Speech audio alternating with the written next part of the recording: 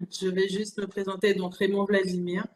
Donc moi, je suis en charge de l'emploi et de la formation au sein de l'Union des entreprises de Guadeloupe.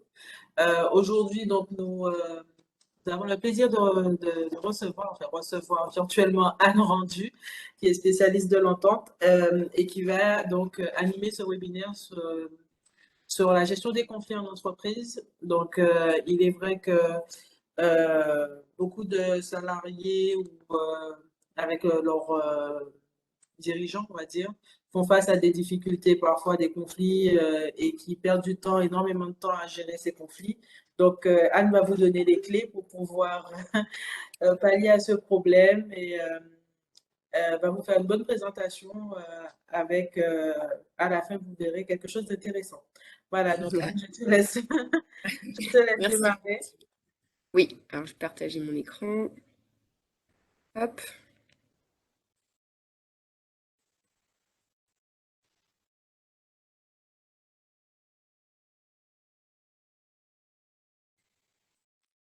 Est-ce que vous voyez mon écran, c'est bon? Très bien. Super. Alors, donc, le webinaire va durer, nous sommes ensemble à peu près donc 1 heure. L'objectif, en plus, on a la chance d'être en petit comité, donc l'objectif, c'est vraiment que ça soit un webinaire interactif. N'hésitez surtout pas à poser des questions dans le chat. Vladimir va veiller sur le chat pour voilà, voir des questions et l'objectif, c'est vraiment que ça soit interactif et qu'on puisse échanger ensemble. Alors, ce qu'il va se passer.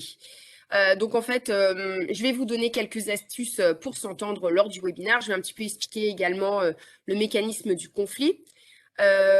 Et ce qu'il ne va pas se passer, c'est que je ne vais pas, pendant ce webinaire, résoudre les problématiques en détail. Donc pour interagir, écrivez dans le chat questions ou cas pratiques, puisque je vais partager des cas pratiques. Et voilà, c'est l'heure de prendre des vacances pour vos téléphones portables. Je vous souhaite un excellent webinaire. Alors, je voulais vous partager en premier lieu ma devise. Donc, ma devise, c'est l'entente est un prérequis à la réussite et au développement d'une entreprise. Car effectivement, hein, j'ai entendu que voilà, Edith et René, vous aviez des personnes, j'imagine, enfin voilà, à gérer. En tout cas, j'imagine pour peut-être pour Edith, peut-être pas. Mais voilà, l'objectif, c'est vraiment de pouvoir s'entendre en entreprise parce que s'il y a des personnes qui n'arrivent pas à se comprendre, ça sera forcément un frein pour atteindre les objectifs. Et bien souvent, à force d'interprétation, on voit que les personnes peuvent arriver à ne plus travailler ensemble et ça peut réellement bloquer le développement d'une entreprise. Alors, deuxième sondage. Selon vous, donc je vous invite à répondre dans le chat. En moyenne, combien de temps par mois les collaborateurs passent-ils à créer, gérer ou parler de conflits au travail? Selon vous, est-ce que c'est 2 heures, 5 heures, 7 heures ou 10 heures? Alors, je vous laisse répondre dans le chat.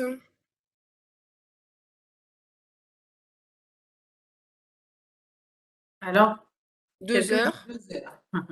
ok. 5 heures, ok. C'est bien, il y a des réponses mitigées. 2 heures, ouais, ok. Alors, donc pour répondre à la question, donc en fait, c'est 1 jour par mois, donc soit 7 heures. C'est le temps passé en moyenne par des salariés en entreprise à gérer, créer ou parler de conflits au travail.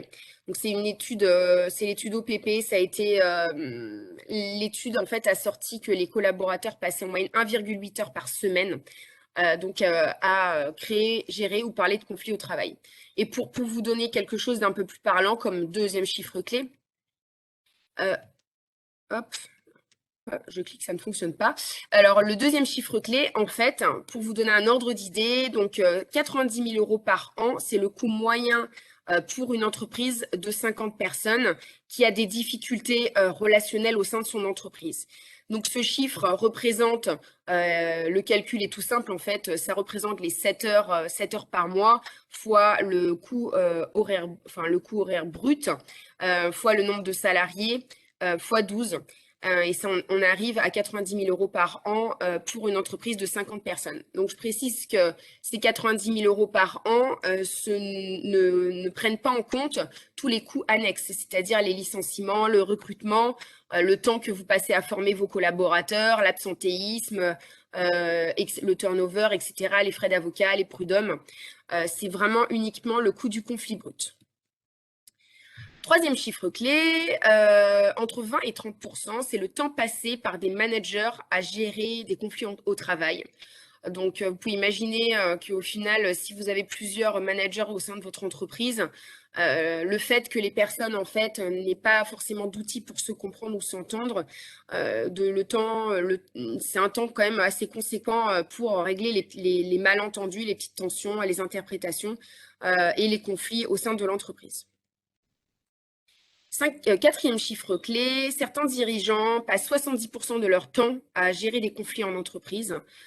Donc, ce qui est assez compliqué, sachant que le dirigeant a pour objectif de faire fonctionner son entreprise et de la développer, de la faire avancer et non pas de gérer des conflits.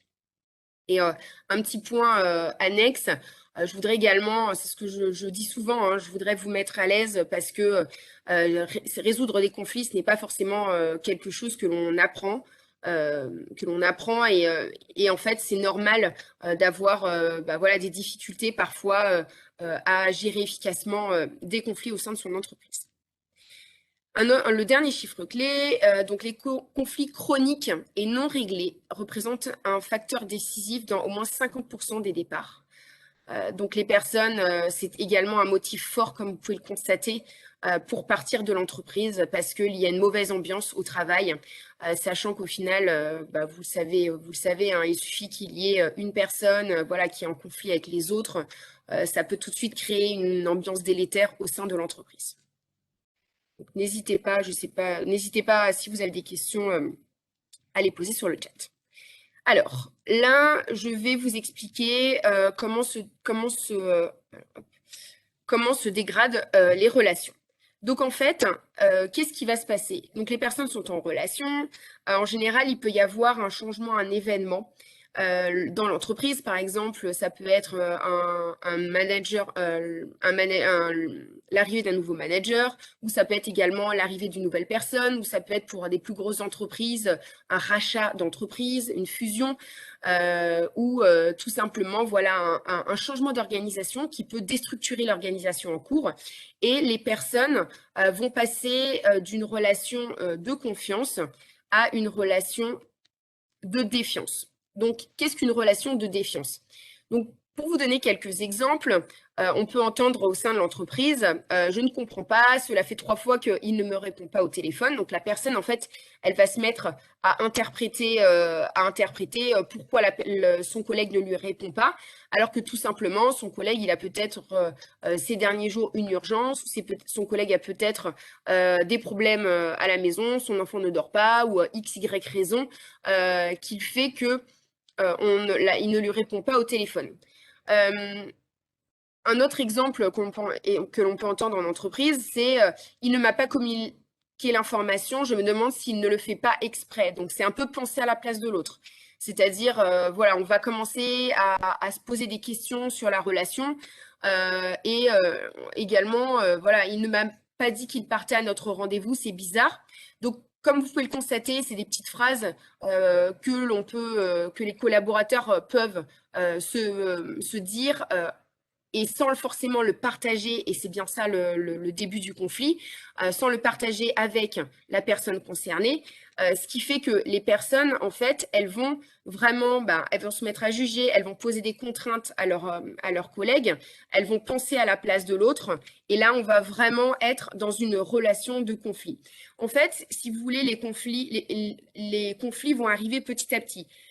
Chacun va un petit peu poser la brique du conflit, va poser une contrainte à l'autre, va lui parler un peu plus sèchement, ne va pas lui dire bonjour, etc. Et au lieu Alors, bien entendu, s'il y a directement si la glace est brisée, si les personnes n'arrivent pas à communiquer, ben, on va s'expliquer. Ah ben non, ben, je t'ai pas répondu parce que je suis sur un projet, j'ai 3 jours pour le terminer. Ben, du coup, c'est compliqué. Donc, c'est pour ça, je suis désolée. Et voilà, la personne elle va se dire, ah bah ok, d'accord. Donc, en fait, l'interprétation va s'arrêter là. Sauf que la plupart du temps, ce qui se passe, c'est qu'on a souvent peur en fait d'aller voir la personne, notre collègue, ou ça peut être également notre chef ou notre dirigeant, et on va se mettre à voilà un peu à ruminer, à interpréter, et la relation elle va se dégrader au fur et à mesure. Donc, un point important, donc qu'est-ce qu'un conflit en fait? Un conflit, c'est une relation dégradée entre deux personnes où il y a une rupture de la communication et les émotions prennent le dessus. Donc ça, c'est un point assez important parce que au final, les personnes, elles vont vraiment être dans l'émotionnel. Et bien souvent en entreprise, on a tendance, Edith, je pense que vous êtes bien placée pour le savoir, ben, de faire appel à tout ce qui est juridique, à des avocats, voilà, tout de suite, parfois donner des sanctions ou voilà, recadrer la personne, alors que la médiation et toute cette approche de ces techniques de communication permettent vraiment de travailler sur les émotions et voilà, de faire redescendre les personnes dans la partie rationnelle, en fait, pour qu'elles puissent dialoguer réellement du problème. Donc voilà, si vous devez retenir quelque chose, c'est que vraiment, qu'est-ce qu'un conflit? Un conflit, c'est vraiment de l'émotionnel. Les personnes ne vont plus être en capacité, pardon, de raisonner rationnellement. Elles vont juste penser, excusez-moi l'expression, la personne c'est un con. Donc du coup, je ne veux plus parler avec elle et voilà, je veux plus parler avec elle, je veux rien savoir. Elle est dans les émotions, elle est plus en capacité de parler, voilà, des problématiques techniques en fait de l'entreprise et du conflit. Alors, je vais vous partager 2 cas pratiques. Alors, le premier, donc c'est le cas c'est l'entreprise de Marc et Lionel. Donc, pour information, je change toujours les noms par souci de confidentialité. Donc là, c'est un groupe industriel de 200 personnes. Et le contexte, c'est ben, un peu comme je vous l'expliquais tout à l'heure, c'est qu'il y a eu un changement, un événement qui a un peu perturbé le groupe, enfin la société.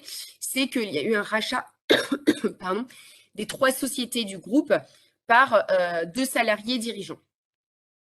Donc, qu'est-ce qui s'est passé dans ce groupe industriel? En fait, donc les dirigeants ont eu des problématiques voilà, pour s'entendre et ça a vraiment cascadé sur leurs équipes qui voilà, ont perdu ben, du temps. Il y a eu des pertes financières, de fait que la stratégie était un peu sur la tangente. Bah, voilà, il y a eu des directives qui n'étaient pas assez claires et les entreprises ont perdu des contrats. Il y a eu également comme conséquence du turnover, un burn-out et vraiment des frustrations.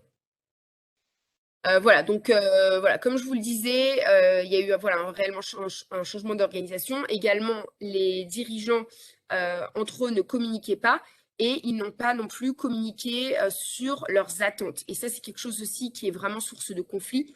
C'est-à-dire qu'au final, on ne prend jamais le temps, par exemple, que ce soit avec son manager ou que ce soit peut-être le dirigeant avec ses N-1, ben, voilà, de dire quelles sont vraiment les attentes que l'on a envers les personnes.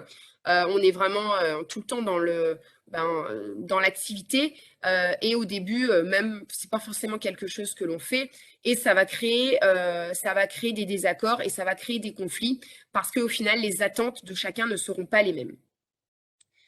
Donc, suite à mon intervention, donc, on a travaillé avec les dirigeants donc, pour rétablir le dialogue. C'est un réel gain de temps hein, parce que au final, bah, comme je vous le disais un petit peu, c'est vrai que les outils de communication, c'est pas forcément quelque chose que l'on apprend. Donc, l'objectif, c'est aussi de faire gagner du temps et l'intervention d'un tiers externe, ça permet réellement ben, voilà, de faire avancer les choses du fait ben, qu'il soit neutre par rapport à la situation. Donc, bien entendu, il y a eu également un gain d'argent, hein, le fait de fluidifier la communication, de s'aligner sur les attentes. Ça permet voilà, d'avoir une communication plus efficace et de pouvoir avoir des équipes également plus apaisées et diminuer le turnover. Alors, est-ce que vous, dans votre entreprise, vous avez déjà eu voulez partager une expérience voilà, de mésentente ou de conflit que vous avez déjà vu ou peut-être vécu ou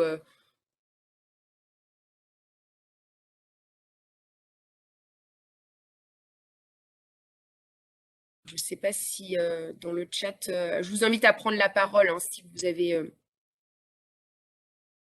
Alors, dans le chat, il n'y a pas de questions. Ok, bah écoutez, je continue. Donc, je vais partager le cas numéro 2. Alors, donc, cas concret numéro 2. Voilà, donc deux dirigeants, Nicolas et Eric. Donc là, c'était une plus petite entreprise, une entreprise maritime de 10 personnes. Donc là, c'est un contexte un petit peu plus particulier. Le président, en fait, a nommé un directeur général qui était un de ses amis. Et en fait, hein, voilà, il y a eu de part un manque de communication, donc il y avait vraiment des frustrations entre eux, perte de temps, la peur du président de ne pas en fait savoir gérer les désaccords, et il y a eu quelques tensions du fait qu'il y a eu voilà un vrai changement d'organisation. Surtout aussi, ben, le personnel a impacté le professionnel. Et voilà, encore une fois, il n'y a pas eu d'organisation qui a été mise en place. Il y avait de la confiance de par le fait qu'ils étaient amis, mais ils se sont pas mis clairement d'accord sur un peu qui faisait quoi, comment ils pouvaient surtout dialoguer, à quelle fréquence ils faisaient les points ensemble, etc. Donc, suite à une intervention, donc, il y a eu en fait un réel conflit évité parce qu'à un moment, c'est vraiment compliqué en termes de communication.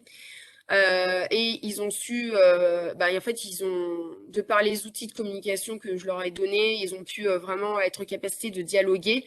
Donc, la dégradation des relations, de la relation a été évitée. Ça a permis, en crevant l'abcès, de renforcer la confiance et de leur faire gagner du temps et de renforcer, de solidifier l'organisation. Donc pareil, si vous avez envie de partager votre expérience sur des tensions, des conflits que vous avez pu constater dans le passé, vous êtes les bienvenus. Alors, Tout va bien. d'accord. Ne soyez pas timide, hein, je ne mange pas à distance. Souvent, on fait appel, excusez-moi si Edith c'est là. Oui, oui, Souvent, Edith. souvent, on fait appel à nous lorsque vraiment la situation est arrivée au plus mauvais. C'est-à-dire qu'il n'y a plus du tout de communication et la seule solution, c'est la rupture. Ouais, tout à Ouais. fait. Et quelles conséquences ça a pour vous? Du coup, c'est vrai que là, il faudrait être amené à redéfinir, en fait, ramener le manager à communiquer avec son collaborateur, à redéfinir pour essayer de trouver une solution. Mais souvent, Tout à c'est fait. souvent c'est la solution, la seule solution qui est proposée, Oui, et souvent de la part du manager, c'est la rupture. oui, tout à fait.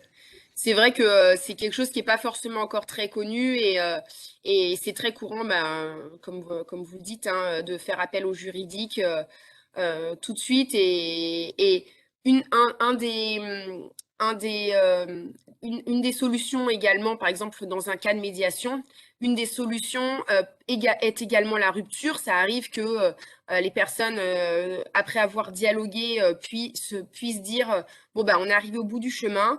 Voilà, on a décidé de se séparer. Mais l'avantage pour l'entreprise, c'est que du coup, les personnes ne sont pas en conflit. Et en général, en termes de négociation, ça peut favoriser l'entreprise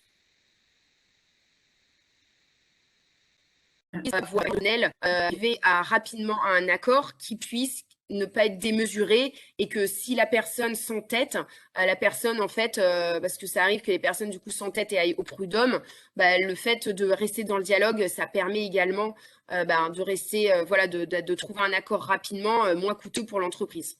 Parce que les personnes parce que la pression est redescendue et la pression est redescendue et les personnes ont pu trouver un accord. Donc parfois les personnes arrivent à retrouver le dialogue, mettre en place un processus de communication, mais ça peut arriver. Enfin, c'est pas forcément à la suite d'une médiation la seule solution possible. Merci beaucoup, Edith. Alors, donc je vais. Faites la parole. Ah oui, parce que Ah non, non, vas-y, vas-y. Non, non, je demandais s'il y avait d'autres prises de parole. Merci Edith. Continue. Merci Vladimir, je continue du coup.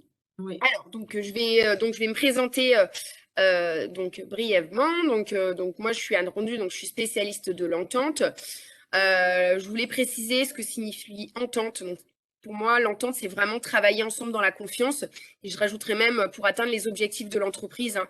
C'est-à-dire que l'entente, c'est pas forcément faire des barbecues tous les week-ends à la plage ensemble, même si c'est très bien. C'est vraiment apporter des outils pour pouvoir travailler et pouvoir atteindre les objectifs de l'entreprise en étant dans une relation de confiance. Donc moi, ma mission, c'est vraiment de faire gagner du temps aux dirigeants, hein, à l'équipe dirigeante globalement, en renforçant le lien entre les collaborateurs, à donner des outils en fait pragmatiques, hein, qui sont des outils de la médiation, pour pouvoir aider les collaborateurs à arrêter d'interpréter, penser à la place des autres et pouvoir faire du feedback, pouvoir communiquer plus facilement après des formations par exemple, et être dans l'entente au quotidien, éviter les tensions et le conflit. Donc pourquoi je fais ce métier? Donc moi j'ai travaillé 11 ans en entreprise, en finance et en développement commercial, et en fait c'est vrai qu'en entreprise je me suis rendu compte que j'ai pu moi-même constater que c'est vrai que souvent il manquait de dialogue, il y avait souvent des tensions, des conflits, ça pouvait être parfois compliqué les relations. Et surtout ce qui est important en fait, c'est que moi depuis toujours c'est vraiment quelque chose qui m'anime de rassembler les gens. Et ce que je désire vraiment le plus, c'est que les personnes puissent se comprendre et s'entendre. Donc ça, c'est vraiment quelque chose qui m'a toujours animée. Et suite à voilà cette expérience en entreprise, donc j'ai monté mon entreprise il y a 3 ans en tant que spécialiste de l'entente. Et voilà, c'est vraiment quelque chose qui est important pour moi de transmettre des outils en fait au plus grand nombre de personnes, de collaborateurs, pour pouvoir les aider dans leur travail au quotidien. Et c'est toujours un plaisir. Donc moi, je suis basée à Paris et c'est toujours un plaisir de revenir en Guadeloupe, étant originaire de l'île, pour pouvoir aider les entreprises guadeloupéennes. Alors, c'est l'heure tant attendue. Je vais vous donner 3 secrets pour s'entendre. Alors, premier secret. Alors déjà, j'aimerais vous demander dans le chat, s'il vous plaît, est-ce que vous pouvez me dire ce que vous voyez sur l'image? Est-ce que vous voyez une vieille femme ou une jeune dame?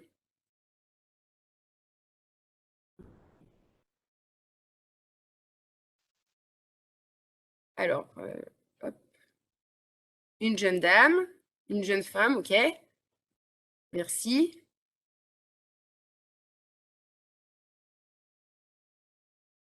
Une jeune femme. Ah, ouais, dis donc, ok. Et toi, Vladimir, tu vois quoi? Si je dis que je vois pas de femme du tout, que je vois autre chose. Ouais, bah ouais, tout à fait. Une noix, ouais, merci. Ok, merci Christelle. Moi, j'ai l'impression de voir un singe avec une plume. Bon. D'accord, ok. Merci beaucoup.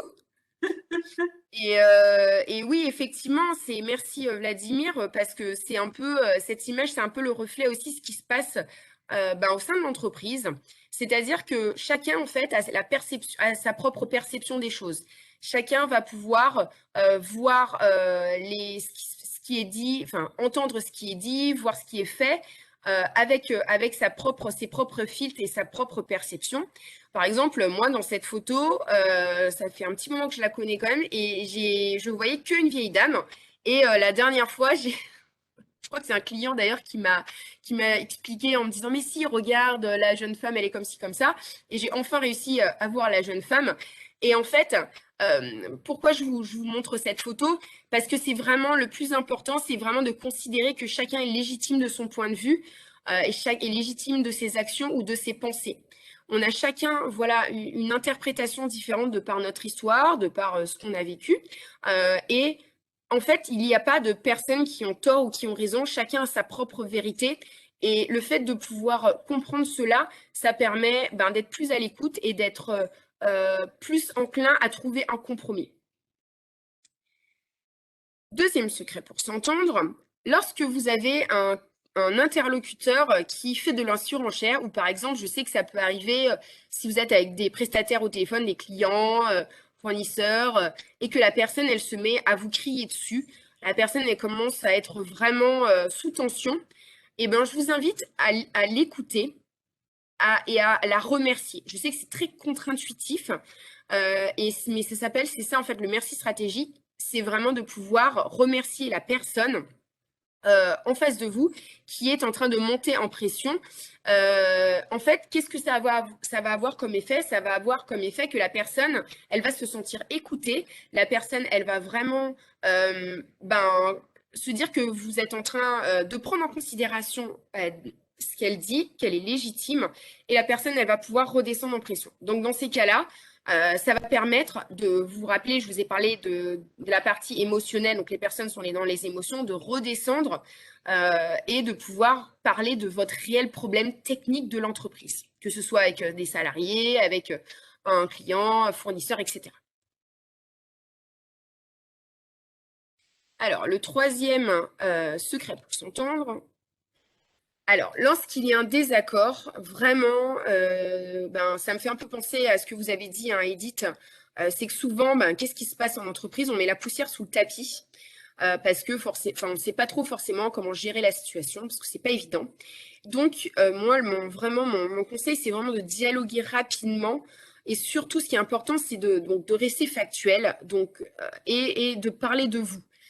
Donc, par exemple, si un collaborateur a fait une faute dans son travail, au lieu de lui dire ah ben, tu t'es trompé sur le projet, tu n'as pas compris qu'en fait c'était ci ou c'était ça, vous pouvez le dire, hein, par exemple, j'ai l'impression qu'il y a eu un problème dans le dossier blablabla. Est-ce que peut-être que tu peux m'expliquer ce qui s'est passé? Parce qu'au final, vous ne savez jamais peut-être réellement ce qui s'est passé, c'est des interprétations, c'est ce qu'on vous a répété. Et l'idée première, c'est vraiment de clarifier avec le salarié, par exemple, pour savoir ce qui s'est passé. Et en parlant de vous, en disant j'ai l'impression que voilà, ça a été difficile ou quoi que ce soit, ou qu'il y a eu un petit problème technique, etc., la personne, elle va pas se braquer, elle va moins se braquer que si vous lui dites tu n'as pas compris, tu as fait une faute très grave. En fait, on fait tous des erreurs. On fait tous des erreurs en entreprise. Ça nous est tous déjà arrivé. Donc vraiment, l'idée, c'est vraiment que ça n'arrive plus et en maintenant le dialogue et en étant toujours dans l'entente avec son collaborateur, avec son salarié, ça permettra déjà de maintenir la confiance que vous avez créée avec lui au lieu de la rompre, parce que les personnes après, si vous êtes en train de faire des reproches, de les juger, elles vont plus se braquer et moins être à votre écoute, alors que là, elles seront plus à votre écoute. Et elles pourront, ça va renforcer la confiance et elles vous seront très reconnaissantes voilà, de ne pas être dans le jugement et de ne pas être dans la critique. Alors, est-ce que vous avez des questions ou est-ce que vous avez envie de commenter par rapport aux astuces que je viens de vous donner? Moi, je me pose la question Oui. sur quand il faut la méthode du merci stratégique. Oui. Si ça ne fonctionne pas, est-ce qu'on reste toujours dans cette méthode de merci stratégique ou parce qu'on reste humain, hein, au bout d'un moment, je pense qu'on aura un certain agacement aussi et peut-être à changer de comportement face à cette personne. Oui, merci beaucoup Vladimir pour ton partage. En fait, dans ces cas-là, donc en règle générale, ça fonctionne relativement bien. La personne, elle va vraiment se calmer. Mais sinon, si tu vois que ça ne fonctionne pas, ce que tu peux faire, c'est que tu peux lui dire, écoute, par exemple, Carole, la situation est un peu compliquée. Je te propose qu'on en reparle plus tard et de reprendre un rendez-vous avec la personne parce que dans ces cas-là, 1 heure plus tard, la personne, elle va redescendre en pression toute seule et elle sera plus à même. Donc, si tu vois qu'elle continue à faire de la surenchère, c'est couper court à la conversation en la remerciant. Je te remercie pour ce que tu as dit. Je te propose qu'on en rediscute pour trouver une solution plus tard. Et voilà, donc comme ça, la personne, elle reviendra et elle sera moins émotive et elle pourra être plus rationnelle et dialoguer avec toi. Effectivement. Merci beaucoup. C'est vrai que lors d'un rendez-vous où justement le ton monte, on a tendance à mettre sur pause le temps de prendre un café pour faire redescendre un peu la pression. Et après, on retourne sur, Tout à fait. sur le sujet en question. Exactement. Merci beaucoup, Edith. Alors, donc, les conflits, donc quels bénéfices? Donc, comme vous avez pu le constater tout à l'heure, hein, les conflits coûtent cher à l'entreprise. Donc, l'objectif, l'idée, c'est vraiment de pouvoir les prévenir en évitant, par exemple, une technique un peu simple, hein, c'est d'éviter de crever l'abcès, de rester dans le dialogue et d'éviter de mettre la poussière sous le tapis si on le peut, parce que c'est pas forcément toujours évident. Donc, dans ces cas-là, les bénéfices, vous avez un réel gain de temps, hein, que ce soit pour tout le monde, en fait, à n'importe quel niveau de l'entreprise, que ce soit un salarié avec son collègue, que ce soit un manager avec un salarié, que ce soit un dirigeant. L'objectif, c'est vraiment de pouvoir gagner du temps pour trouver la solution le plus rapidement possible. C'est un gain d'argent, hein. La productivité va forcément augmenter si on s'entend bien et si on a pour but d'atteindre les objectifs dans l'entreprise. C'est une réelle sérénité du dirigeant de pouvoir se dire qu'il n'y a pas forcément de tabou et on arrive à dialoguer, à rester dans le dialogue. Le climat social est apaisé, le fait de prévenir les conflits. Ça réduit le turnover également. Ça permet de retenir les talents. C'est vrai que c'est en plus surtout en Guadeloupe, hein, le fait qu'on soit sur une île et que tout le monde, tout le monde se connaît entre guillemets. Le fait, si une entreprise a mauvaise réputation, ça peut faire fuir les meilleurs candidats, la réputation va avoir peut en prendre un coup si des personnes se plaignent de l'entreprise. Voilà, c'est ça, c'est exactement impact sur l'image de l'entreprise. Alors, à ce stade du webinar, où en êtes-vous? Donc, deux possibilités. Donc, soit vous avez déterminé une problématique de tension, de conflit, ou même pas forcément, hein, parce que ça peut être également tout simplement renforcer la communication pour anticiper les conflits, ou vous n'avez pas déterminé de problématique et vous êtes bien sûr les bienvenus pour rester jusqu'à la fin du webinaire.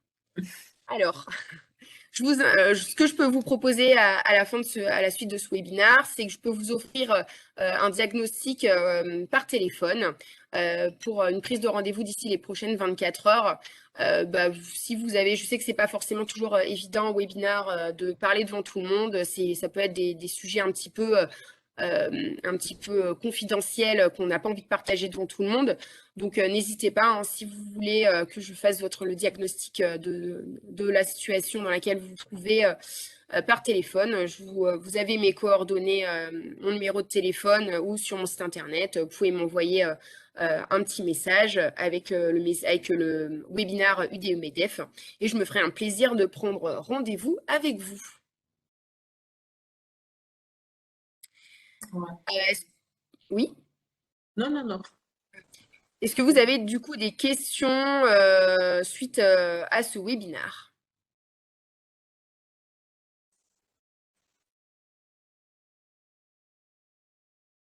Non, merci. Merci Edith. Écoutez, si vous n'avez pas de questions, hop, on finit quand même avant l'heure. Je prévois toujours du temps. Merci beaucoup Nadine. Je prévois toujours du temps, c'est vrai, en fonction des webinaires, en fonction des échanges avec les participants. Moi, je vous remercie pour pour votre participation et je vous souhaite également une très bonne soirée à vous. Une petite question. Oui? Comment réagir face à une insubordination de salarié vis-à-vis de dirigeants? C'est-à-dire? Qu'il manque de respect, de grossièreté ou de vis-à-vis de, ou encore qui répond plus à la demande de responsable. Est-ce que c'est quelque chose qui dure? Des fois oui, des fois non, pas forcément. Alors, excusez-moi, je vais repréciser ma question. Est-ce que c'est quelque chose qui arrive souvent, en fait? C'est ça ma question. Depuis quelque temps. D'accord. Écoutez, René, si vous voulez, je vous propose, comme c'est un peu une problématique particulière, je vous propose d'en discuter au téléphone si ça vous dit. D'accord. Vous me donniez un petit peu plus de détails, comme ça je pourrais être plus à même à vous répondre. Entendu. Je vous laisse revenir vers moi du coup. Ok, On va d'accord. mettre peut-être les Entendu. coordonnées pour Merci qu'ils René. puissent les C'est noté. prendre, renseigner en bas. Ok, super. Merci. Merci. Merci à vous. Bon, dans tous les cas, on peut comprendre que ce soit délicat peut-être de faire part de toutes les problématiques peut-être qu'on rencontre en entreprise. Donc, je trouve que l'idée d'avoir un entretien individuel, ça serait intéressant et si besoin, les coordonnées d'Anne sont visibles toujours sur le PowerPoint en fait, qui est affiché.